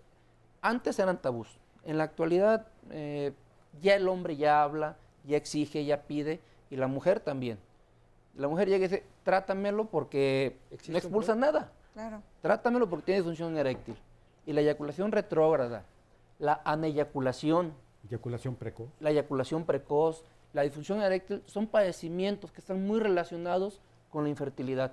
Y cada uno tiene su rubro dentro de la infertilidad y cada uno nos afecta a un paciente para que pueda o no pueda, ya sea expulsar espermatozoides, en el caso de la eyaculación, en el caso de la eyaculación retrógrada, un paciente con eyaculación precoz que ni siquiera puede penetrar a su pareja, obviamente jamás la va a embarazar. Ok, entonces hay eyaculación precoz, que es muy rápido. La disfunción eréctil, ¿qué es la retrógrada? Eso me queda la duda. La disfunción eréctil es esta parte de la erección cuando no se presenta. ¿Pero y la retrógrada? La eyaculación retrógrada es la eyaculación que se va hacia la parte de la vejiga. En lugar de que el semen sea expulsado hacia afuera, este semen se va a expulsar hacia la vejiga, hacia el interior. Y luego lo orina. Entonces el paciente tiene una sensación de orgasmo, como siempre, sin embargo no tiene la emisión. Posterior a esto, el paciente va a orinar y lo nota que está un poquito más turbia esta orina. Es como una eyaculación en seco, por así decir. Exactamente. Y esto que hablaron de que cuando no eyacula, Eso es otra cosa. Sí, la eyaculación retrógrada, como bien dice Luis, es que se vaya el eyaculado hacia la vejiga. No hay un cierre en el cuello vesical y se va hacia la vejiga. El paciente después, cuando va a orinar, nota como si fuera más espumoso, más arenillas y ve que hay semen en la orina. Pero la eyaculación retrógrada puede ser completa cuando va a ser una eyaculación en seco. El paciente tiene toda la sensación eyaculatoria y también la sensación orgásmica. Son dos cosas. Pero puede ser completa o incompleta. Tener un poco de eyaculación hacia adelante y lo demás hacia atrás. O completa cuando no hay eyaculación. Cuando es una aneyaculación o aspermia es diferente, porque uno tiene que ir a buscar directamente a la orina si están los espermatozoides, si no están los espermatozoides, pero hay plasma seminal, o de plano no hay ni espermatozoides ni plasma seminal. Tenemos el caso de un diabético tipo 1 que llegó sin nada, aspérmico completo. diabético tipo 1 es todo aquel diabético que depende de la insulina. Aspérmico es que no tiene ningún espermatozoide. Nada de eyaculado. No, también diabéticos tipo 2. Sí. Sí, pero también. Lo que pasa es de que la persona con diabetes tipo 1, que es el niño que no tiene insulina, ¿sí?, es menos frecuente que el tipo 2. Entonces, ustedes en la persona con diabetes tipo 2, descontrolado, de larga evolución, puede tener una eyaculación retrógrada. Entonces, ¿dónde es más frecuente la eyaculación retrógrada? En el paciente que tiene diabetes mal controlado y durante un tiempo largo, porque hay una serie de alteraciones que ahorita Minas va a explicarnos, o Luis o Miguel, ¿sí?, de que se alteran y tienen una neuropatía que se llama visceral, ¿sí? Son las fibras nerviosas que inervan todo este proceso que aquí acabamos de hablar eyaculatorio y por lo tanto tienen ese impedimento de eyacular.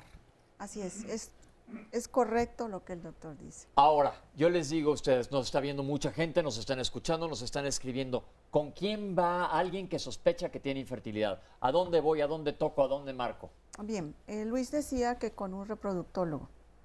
Reproductólogo. Sí, biólogo de la reproducción. Que es distinto. Okay. Ajá, con certificado con un consejo, que puede ser un consultorio, un instituto de salud o una clínica reproductiva. Es decir, yo con el doctor le digo, ¿le puedo preguntar, oiga, usted está certificado por quién? ¿Quién lo tiene que estar avalando? Claro, lo tiene que estar avalando el Consejo de Biología de la Reproducción mexicano.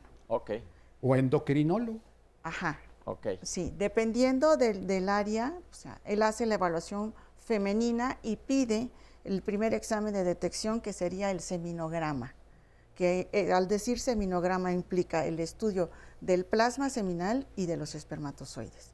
Y aquí te contesto, los colores del plasma seminal o del semen sí son importantes. A una mujer tú le preguntas, ¿de qué color tiene el flujo? ¿Es blanco? ¿Le da comezón? ¿No le da comezón? Lo mismo pasa con un semen. Mientras más se aleje del color blanco grisáceo hacia verdoso, más infección tiene. Mientras más olor penetrante tiene, como un flujo, más infección tiene.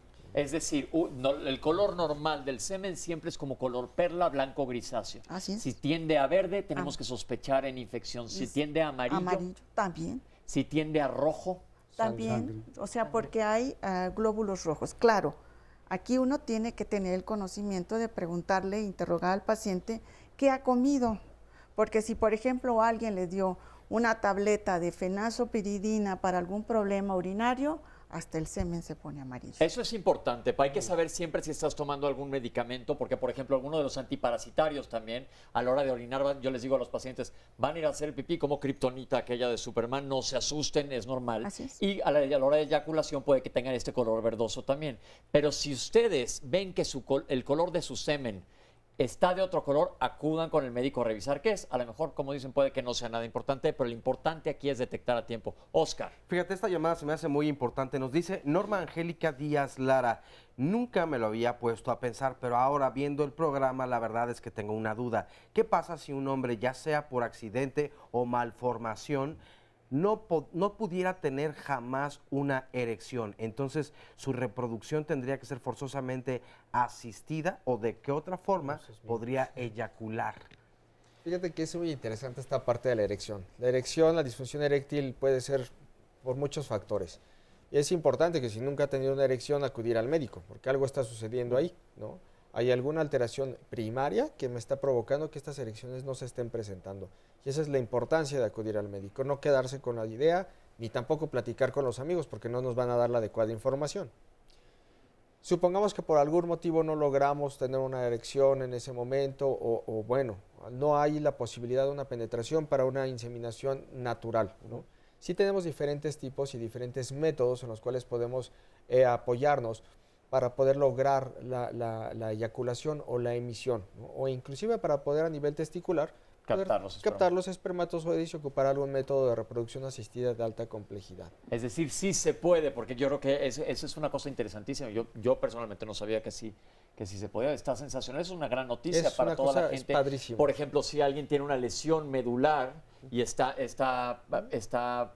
sin poder mover de la cintura para abajo, sí pueden ser padres. Claro. Sí, pero una lesión medular, ya sea traumática o por algún otro proceso, sí puede ser causa de infertilidad. ¿Sí? Ahora, si esa persona que tiene una disfunción eréctil importante, el paciente con diabetes mellitus, el 70% tiene algún grado de disfunción eréctil, ¿sí? Hasta el 80%. No tiene la suficiente erección para completar una relación sexual coital normal. Pero si tiene un proceso de espermatogénesis normal, a través de una serie de acciones que la doctora conoce, que conoce Luis y Miguel más que yo, se puede aspirar del epidídimo o se puede aspirar, con aguja fina se llama, del testículo y tomar muestras de espermatozoides y hacer una reproducción asistida, llámese in vitro o llámese la otra que es un poquito técnicamente más difícil.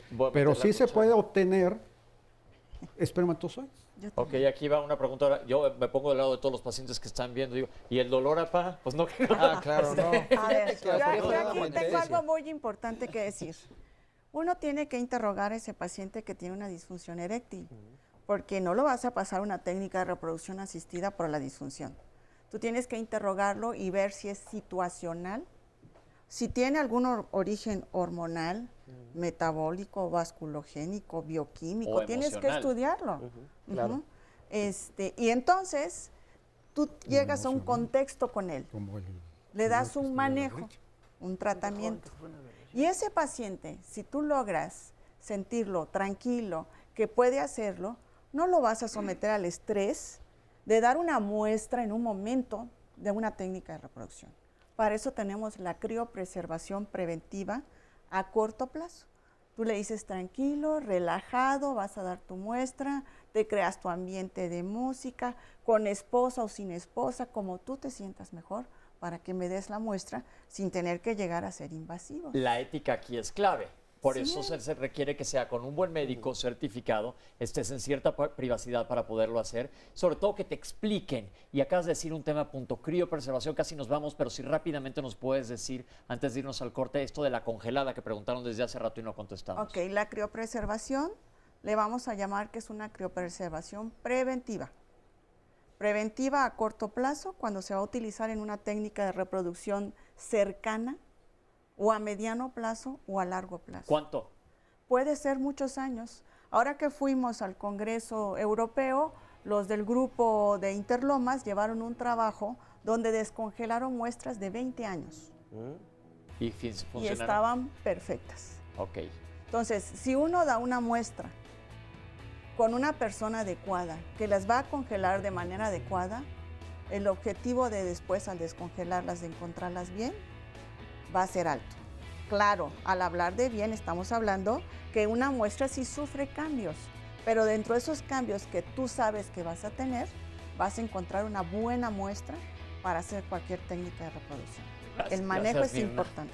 Nos tenemos que ir a un corte, perdón, siempre te acabo interrumpiendo. Estamos en Diálogos en Confianza hablando de infertilidad masculina. No se vayan, escríbanos, han salido preguntas muy interesantes y ahí está listo Oscar para recibirlas todas y aquí estamos en el panel para tratarlas de resolverlas. No se vayan, escríbanos. Muchísimas gracias.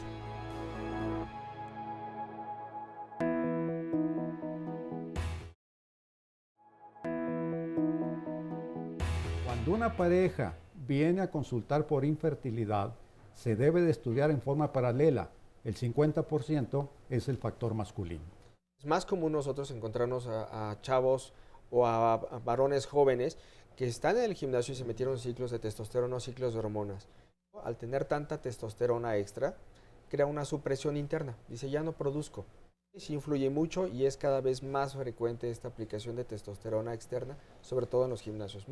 La testosterona que se aplica en los casos de andropausia, esa no me va a ocasionar problema. Los estudios que debemos tener de ley son mínimo 2 espermatobioscopías, pero sí es incómodo. El paciente tiene que masturbarse en el laboratorio porque debe de interpretarse dentro de la primera hora posterior a la eyaculación para que pueda tener un buen resultado. Se tiene que tocar sus genitales, se tiene que explorar como a cualquier paciente que vaya a ver a un urólogo. En una relación sexual normal de coito, para propósitos de fertilizar, no se debe utilizar lubricantes, porque puede alterar lo que se llama el fenómeno de la capacitación del espermatozoide. Las parejas verdaderamente no saben cuál es el día de fertilidad. Que el 90% aproximadamente de los hombres llegan a la consulta de andrología sin saber a qué van. Cerciorarnos que el médico es biólogo de la reproducción y certificado ante Consejo de Biología de la Reproducción. Todas las clínicas que se digan que hacen las cosas con éticas deben de tener un andrólogo certificado.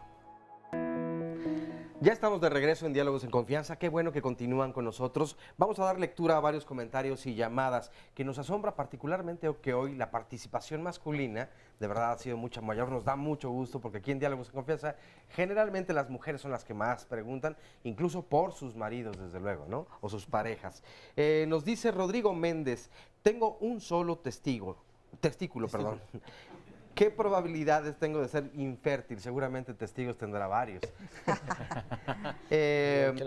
Leo, si les parece, varias preguntas y luego ya vienen las respuestas. Javier Martínez, tengo unos testículos muy pequeños. ¿Esto influye de alguna manera para ser infértil? Ya nos habían comentado que efectivamente sí es una causa. Héctor Estrada, del estado de Guanajuato, ¿qué cuidado debemos tener con los testículos? Porque según se deben tener a cierta temperatura. Yo soy conductor precisamente de un camión y me gustaría saber si algo puedo hacer para entonces revertir este posible efecto. Buenos puntos. Yo creo que vamos con esas primero, ¿no? ¿Qué dicen? ¿Qué pasa con la persona que tiene un testículo? Testículo único, igual que el resto de la población general, va a tener la misma probabilidad de embarazo. Perfecto. Si tiene testículos pequeños, hay los especialistas que aquí se han mencionado, tienen no solamente su experiencia para ver el volumen testicular, sino que hay un instrumento específico para ver el volumen del mismo.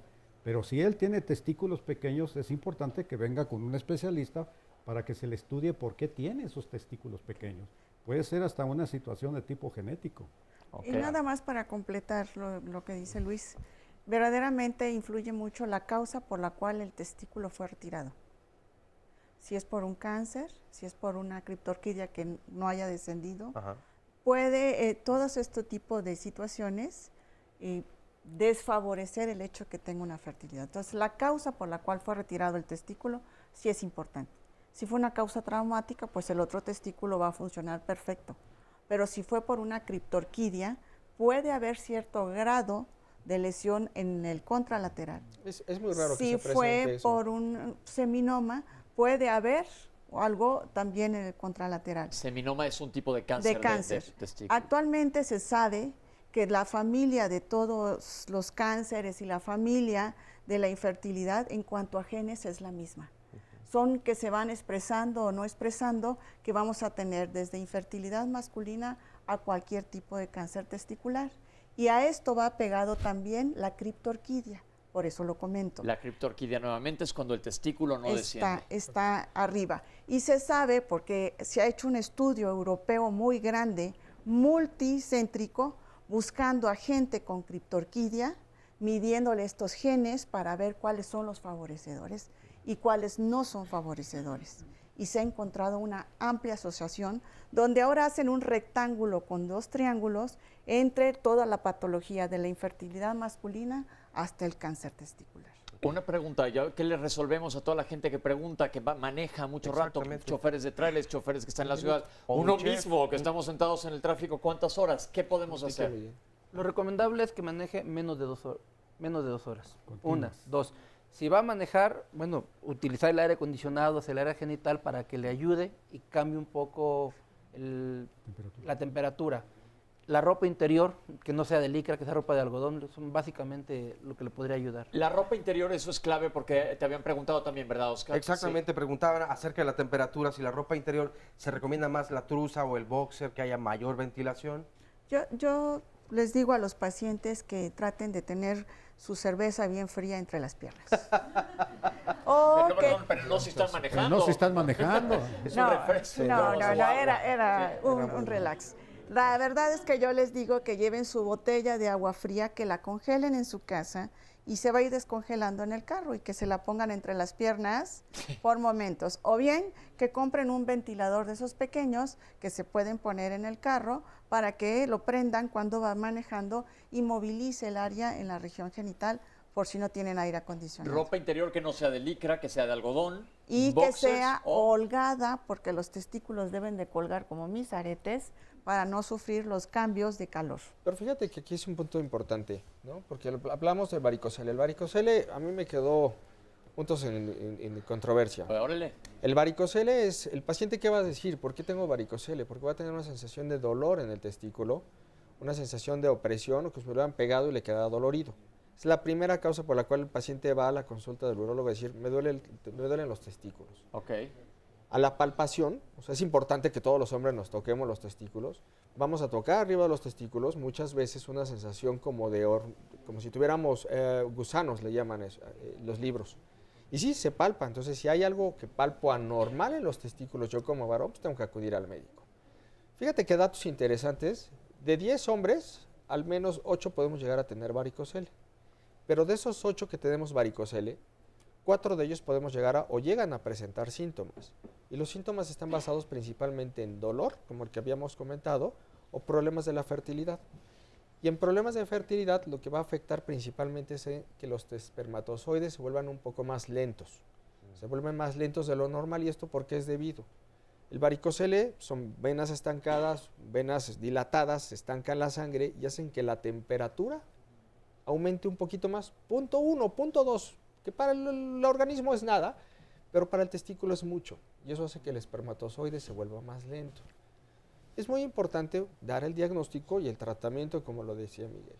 No existen aquí puntos en donde vamos al paciente con varicocele no le va a dar una pastilla mágica. No, hay que tratarlos. Hay que tratarlo, no sé, Miguel. Una Adelante. pregunta, ¿qué hospitales aquí en el país están certificados para manejar infertilidad? Todos tendrían que estar certificados. Es que todos tendrían que estar certificados. ¿Tendrían qué? ¿Pero cuál es la realidad? La ¿O realidad cómo preguntamos? se supone que todos aquellos centros donde haya biólogos de la reproducción en formación deberían de estar certificados. Ok. ¿Cuáles son estos centros? Bien definidos, nutrición, Instituto Nacional de Ciencias Médicas y Nutrición. el Hospital Juárez de México, Ajá. está el Hospital Ángeles del Pedregal Ajá. y está el Instituto Nacional de Perinatología. Ok, los hospitales privados y públicos se certifican por el mismo mecanismo, la misma institución. Sí, Todos y otra deben de. pregunta, ¿por qué son tan caros y qué tan caros son los tratamientos? Porque yo hubo una cápsula de tratamiento. Ok, antes de esto, nada más para completar lo de Luis, tiene toda la razón, pero el dolor hay que descartar que no vaya a ser una epididimitis. Porque yo hablando de puedo varicocele ahorita. pensar que pueda ser un varicocele y ser una epididimitis aguda, lo que el paciente Por eso es tenga. importante No, acudir al médico. pero el Sí, urólogo, lo que estamos doctora, el urólogo sabe perfectamente definir la que es diferencia entre un dolor provocado por una epididimitis que provocado por un varicocele. Lo Digo, que para importa eso es aquí- urólogo. Lo que importa aquí es que si tú como paciente tienes un dolor en el testículo, vayas al doctor, el doctor se va a encargar de saber cuál es el origen del dolor y tratarte específicamente. Eso es lo correcto. Hay en México desde hace varios años un consejo específico que certifica a las instituciones. Así que es. se llama el Consejo Nacional de Salubridad, ¿sí? Ese consejo certifica tanto a hospitales públicos como privados de que están adecuadamente estructurados y organizados para dar una atención adecuada a los consultantes. Okay. En términos generales, los hospitales de tercer nivel tienen estos especialistas ya. ¿No nos explica qué es un hospital tercer nivel para Un toda la hospital, gente que no sabe? un hospital de tercer nivel, vamos a poner un ejemplo, sería por ejemplo, pues el Hospital General, el Hospital Militar, el Hospital...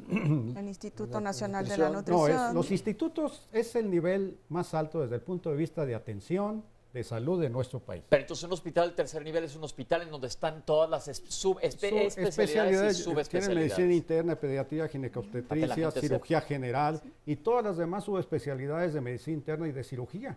Tiene que haber ginecobstetricia, tiene que haber biología de la reproducción, tiene que haber endocrinología, tiene que haber urología, ¿sí? Y es gente que está certificada. Un punto nada más que le hacía un comentario yo a José. Nosotros los médicos tenemos una responsabilidad y una ética muy importante para todos ustedes. Y nosotros como médicos, uno de los elementos importantes de cualquier problema de salud y de tratamiento es la educación. Yo tengo que educar a mi consultante, a mi paciente del problema por el cual viene a consultarme. Yo tengo que definirle qué es infertilidad, qué es oligospermia, qué es azospermia, qué es varicocele. Yo tengo que educar a mi paciente de lo que es eso. Y ahora es muy fácil irse ahí al internet y poner varicocele. Aunque es un arma de dos filos, ¿eh? Bueno, no, porque si mi paciente, perdóname José, porque si mi paciente sabe cuál es su problema, va a venir a consultarme y que le explique. A lo que voy es que hay páginas en internet que nosotros, el médico te puede recomendar una página que sea avalada, porque cualquier persona puede escribir de lo que sea. Entonces hay páginas que sí tienen un aval científico, que es en las que hay que acercarse y están bien informadas. Y tú te vas a informar y tú como paciente también tienes derecho y obligación a saber qué tienes. Nos sucede mucho a los médicos que llega el paciente y le dice, oye, ¿usted qué tuvo? Y el paciente no tiene idea. No saben. Mientras más información tengamos todos, vamos a mejorar la calidad de salud de ese paciente. Oye, tengo una llamada que se me hace muy importante. Nos dice Miriam Castro, ¿qué relación existe entre la infertilidad, la falta de deseo sexual y la imposibilidad de lograr una erección? Es lo que comentábamos de las disfunciones sexuales masculinas. Es un rubro aparte, es un rubro que alguna vez comentamos también aquí en este foro. Si no hay deseo sexual, no hay erección. Y si no hay erección, pues no va a eyacular. Así de sencillo. ¿Podrá lograr el eyaculado si tiene una erección parcial o a medias? Sí lo puede lograr, pero no es lo ideal. Y obviamente la fuerza con la que expulsa el semen es mucho menor y la cantidad que expulsa de semen es mucho menor también. Entonces sí va muy de la mano todo eso. Bueno, y hay otro comentario rápidamente. Llegó un momento donde tratamos precisamente la ingesta de algunos anabólicos para aumentar la masa muscular. Anteriormente también se creía que el cargar pesas por sí solo podría traer alguna consecuencia precisamente en la reproducción. Pero hay un ejercicio que sí, cuando menos yo lo he escuchado varias veces, la bicicleta fija, el spinning, por ejemplo, ¿qué tanto puede provocar un daño o consecuencia en la infertilidad? Fíjate que eso es interesantísimo y es algo del día a día de la consulta del urólogo, ¿no? Puedo ocupar bicicleta, Miguel, no me vas a dejar mentir, como urólogo hemos tenido eso todos los días. El urólogo nos encontramos este punto porque los asientos muchas veces no son ergonómicos, más bien de hecho no es ergonómico el asiento y él tiene una implicación directa sobre la próstata y lo que provoca es una prostatitis o una inflamación que puede ser temporal o muchas veces crónica. Entonces es muy importante saber y descartar que si ustedes en el público ocupan bicicleta y muy frecuentemente, estamos muy propensos nosotros como varones a tener prostatitis. Es algo, Miguel, que no sé, en tu consulta también lo has visto mucho y muy frecuentemente. Sí, inclusive es una de las situaciones. Paciente que tiene prostatitis, ya sea crónica aguda, no maneje, no andes en bicicleta, tu aire acondicionado y no vayas al vapor. ¿No vayas a dónde? Al vapor. Al vapor. Una pregunta. Yo ando en bicicleta muchísimo y le compré a mi bicicleta un colchoncito. Claro. Esa es una buena recomendación porque yo cuando ando muchos kilómetros después de un rato, pues duele, la neta. Claro, no está padre, Por está supuesto. incómodo. Entonces, ¿qué recomendación le damos a la gente que nos está viendo? Si vas a ocupar bicicleta y tu bicicleta es tu hobby, inviertan en una bicicleta. Definitivamente. En un asiento En un bueno. buen asiento. Tienes que invertir en tu Claro. bicicleta en general, pero el asiento hay asientos especiales, se llama asientos para próstata, en donde dejan libre la parte de en medio. Y los dos asientos laterales es para que los huesos y sobre todo las pompas se queden bien más, Más más acomodados y la próstata quede libre. Hay que invertir en un asiento. Si vamos a dedicarnos a la bicicleta, pues ni modo, varones tenemos que invertir en un buen asiento. Se nos está acabando el tiempo, vamos con algún dinos, porque La vamos a moto concluir. también. La moto también. Tiene menos repercusión que la bicicleta, pero la moto ¿Algún último comentario, Mina, que le quieras decir al público? Pues yo creo que todo mundo que decide formar una pareja y tener hijos debería de tomarse una revisión con un seminograma, o si él sabe que tiene algún antecedente en el pasado quirúrgico que llamamos ominosos, debe de acercarse a ser evaluado con un especialista en reproducción, ya sea un reproductólogo o un urólogo, dependiendo de la parte, o un andrólogo. Gracias. Jorge. Pareja con infertilidad debe de estudiarse en forma paralela, o sea, los dos al mismo tiempo. A la vez es clave, yo creo que eso es importantísimo que quede claro. Luis, ¿algo más? Dentro de lo más importante que debe haber la relación médico-paciente, la comunicación que debe haber entre el paciente y su médico. Eso nos va a ser clave en el éxito en todas las patologías, no nada más en infertilidad. ¿Y con qué quieres que cerremos el programa? Además de un asiento cómodo de Un asiento cómodo de bicicleta. Un gran porcentaje de los casos de infertilidad masculina son tratables. Es importante que acudan al médico, que no dejen pasar esa oportunidad de acudir al médico. Un gran porcentaje son tratables y sobre todo tenemos una opción de ser padres con respecto a los años anteriores. La última pregunta para cerrar, nada más, ¿cuándo debe una pareja decidir buscar ayuda? ¿Cuánto tiempo dejar pasar antes de acudir? Un año. Es un año. Familiar. Ahí lo tienen, muchísimas gracias por estar con nosotros, ha sido un programa muy interesante, mucha información. Oscar, ¿algo que quieras agregar? Pues que seguramente habrá todavía muchas dudas y para quienes quieran recomendar este programa y que no se lo pierdan, lo pueden ver a partir de mañana en YouTube, así lo encontrarán, lo buscan y ahí podrán ver cuantas veces quieran, ¿no? Ok, doctor, ¿algún correo? Yo creo que es importante que nosotros también, los que nos están viendo aquí presentes y también por el canal 11, pues que demos nuestro correo porque ahí podemos contestar Doble que las se nos preguntas. acaba el tiempo, ¿cuál es? homap19@yahoo.com. Nos pueden buscar en la página, los vamos a tuitear también para que tengan toda la información, se puedan acercar a nuestros especialistas. Muchísimas gracias, nos gusta estar aquí con ustedes, nos gusta resolver dudas y nos gusta sobre todo que se creen dudas para que la próxima vez tengamos mucho más que decirles, porque al igual que ustedes aquí estamos aprendiendo. Soy José Bandera Quijano y estoy muy contento de estar aquí con ustedes en Diálogos en Confianza. Hasta la próxima semana.